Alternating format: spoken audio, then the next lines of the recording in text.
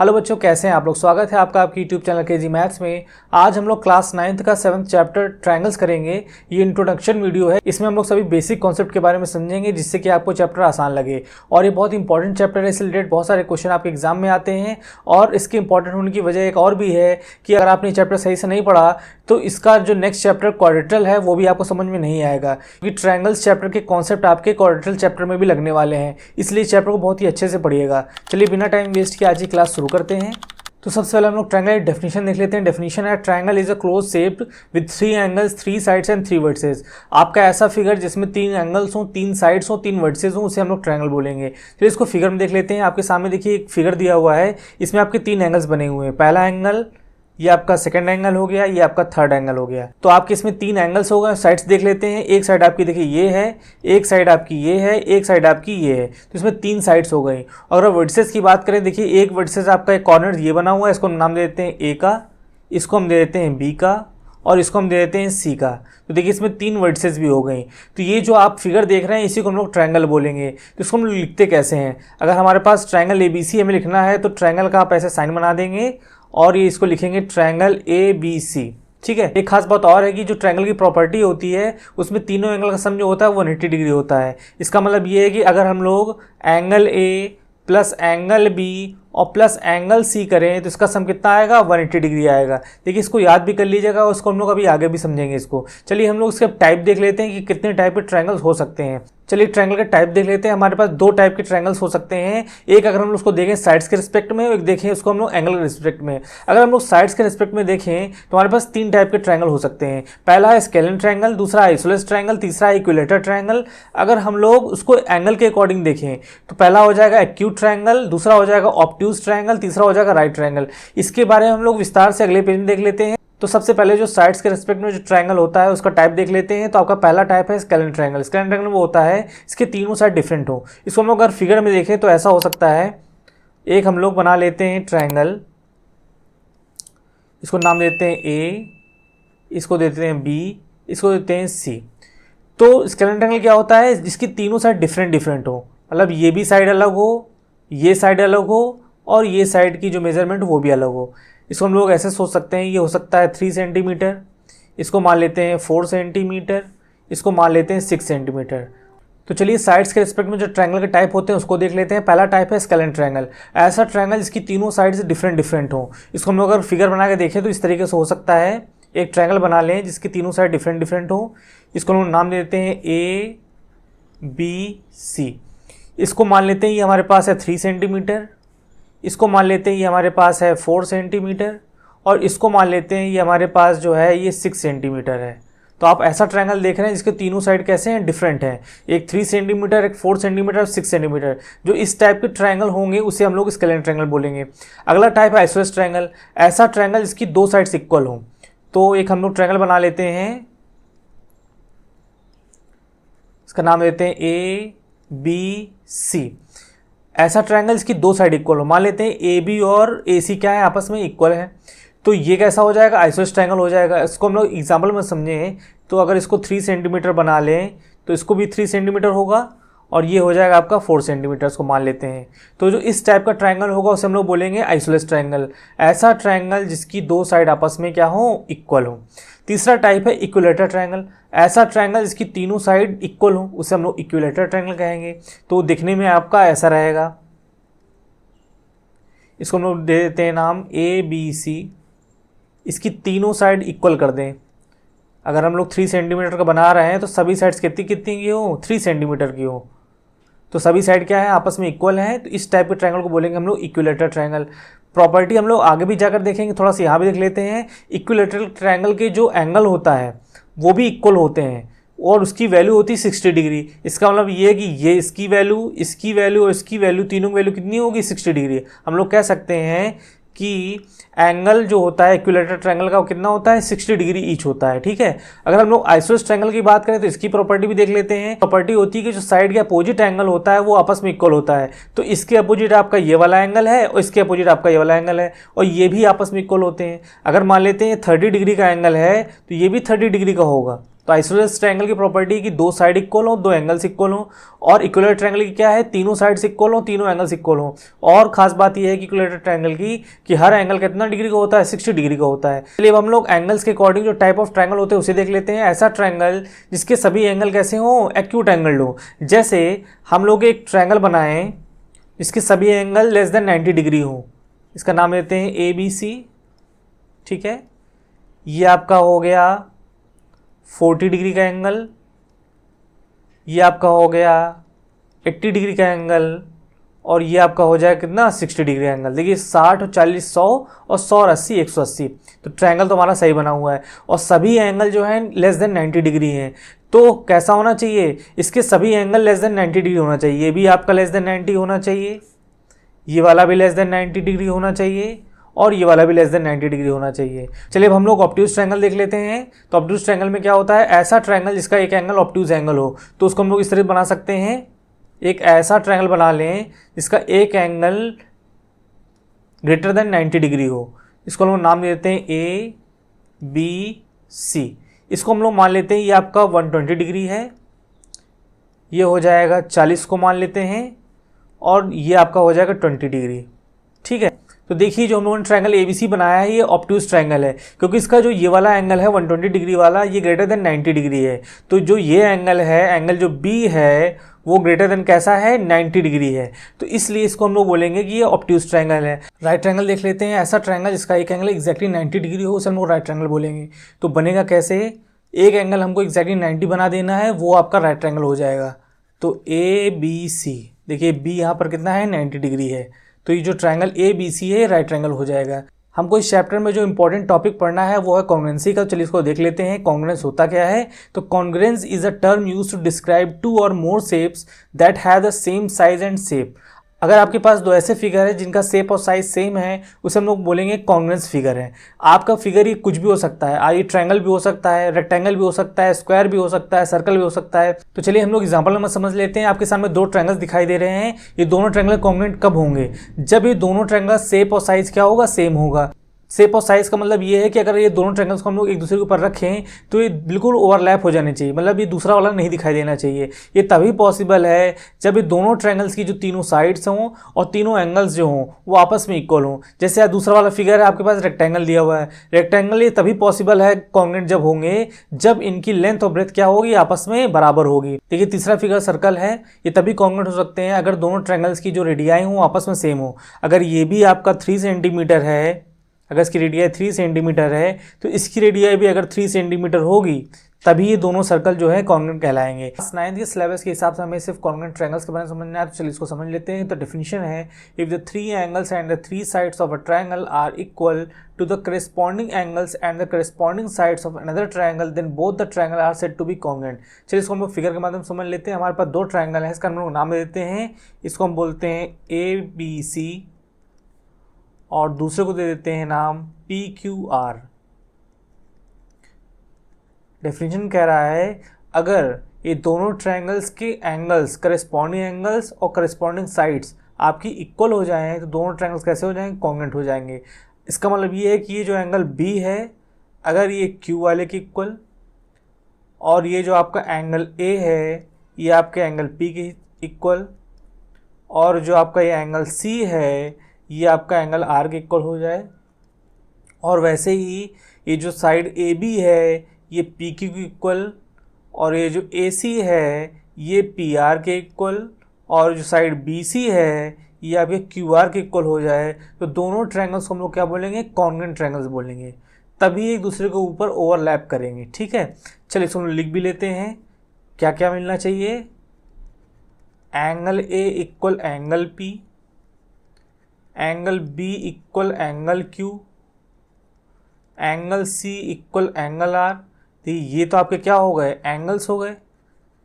ठीक है, साइड्स भी मिलनी चाहिए, AB इक्वल PQ, ठीक है, BC equal QR, AC equal PR। ये देखिए आपकी 3 साइड्स हो गई, इसी की बात हो रही है। तीनों एंगल्स और तीनों साइड्स अगर आपस में इक्वल हैं तो हम लोग बोलेंगे कि triangle A B C congruent triangle है पी क्यू आर के। इसको हम लोग लिखते कैसे हैं, इसको भी देख लेते हैं। Triangle A B C congruent to triangle P Q R, इसको लिखा जाता है इस तरीके से, triangle A B C congruent to triangle P Q R. Symbol इसका इस तरह बनता है, आप लोग उसको देख लीजिए। अब प्रश्न उठता है कि हर क्वेश्चन में क्या हमें ये 6 चीज़ें हम लोगों को चेक करनी होंगी, तो नहीं, हमने कुछ एनालिसिस करी है और उसके हिसाब से हमारे पास कुछ क्राइटेरियन है। हम उस क्राइटेरियन के हिसाब से अगर वो उस क्राइटेरियन में फिट बैठ रहा है तो हम बोल देंगे कि ट्रायंगल जो है कैसा है, वो कॉन्ग्रुएंट है। तो हमारे पास कौन कौन से क्राइटेरियन है उसको देख लेते हैं। हमारे पास 5 क्राइटेरियन है, उसको हम लोग देख लेते हैं। पहला क्राइटेरियन है ट्रिपल एस, फिर है SAS, फिर है ASA, फिर है AAS, फिर है RHS।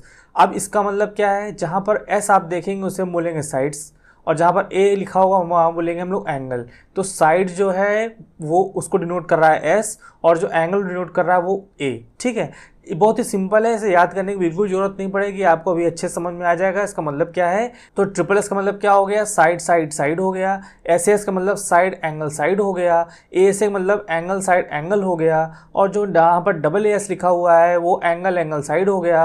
और RHS का जब मतलब निकालेंगे, तो R का मतलब हो जाएगा राइट एंगल, H का मतलब हो जाएगा हाइपोटेनियस, और S का मतलब हो जाएगा अनदर साइड। ठीक है, चलिए इसको हम लोग एक एक करके सबको समझ लेते हैं। सबसे पहला है triple S rule. Triple S का मतलब हो गया साइड साइड साइड। हमारे पास 2 ट्रायंगल ऐसे हों जिनकी करेस्पॉन्डिंग तीनों साइड्स आपस में क्या हो, इक्वल हो, तब हम बोलेंगे कि दोनों ट्रायंगल कैसे हैं, कॉन्ग्रुएंट हैं। तो हम लोग लिख लेते हैं इसको ABC, और इसका नाम दे देते हैं PQR। अगर आपके AB करेस्पॉन्डिंग क्या है, PQ है, ये अगर इक्वल हो जाए, AC करेस्पॉन्डिंग PR है, और BC करेस्पॉन्डिंग अगर QR आपकी इक्वल हो जाए, तो हम लोग बोलेंगे कि ट्रायंगल क्या है, कॉन्ग्रुएंट है। हमने सिर्फ 3 चीज़ चेक करी, हमने तीनों साइड्स को चेक कर लिया, उसके बिहाफ पे हम कह देंगे जो बाकी के जो पार्ट्स हैं वो भी आपस में क्या हो जाएंगे, इक्वल हो जाएंगे। तो इसी को हम लोग बोलते हैं क्राइटेरियन। मतलब हमारे पास हम चीज़ें 3 चेक कर रहे हैं और उसके हिसाब से हम बोल दे रहे हैं कि बाकी सब भी क्या होगा, इक्वल होगा। चलिए इसको लिख लेते हैं, क्या क्या चीज़ें होनी चाहिए। अगर हमारे पास इफ़ AB इक्वल क्या है, PQ है, BC इक्वल QR हो, AC इक्वल PR हो, तो हमारे पास 3 साइड्स हमने देख ली। तो हम लोग कहेंगे so triangle ABC congruent to triangle PQR। So triangle ABC congruent to triangle PQR हो जाएगा। अच्छा, बाकी के लिए जिसे हमको प्रूव करना है कि एंगल A और एंगल P दिखाइए वो इक्वल होने, उसे कैसे लिखेंगे, उसे लिखने का एक तरीका है। हम लोग एक टर्म यूज़ करने वाले हैं हमेशा CPCT।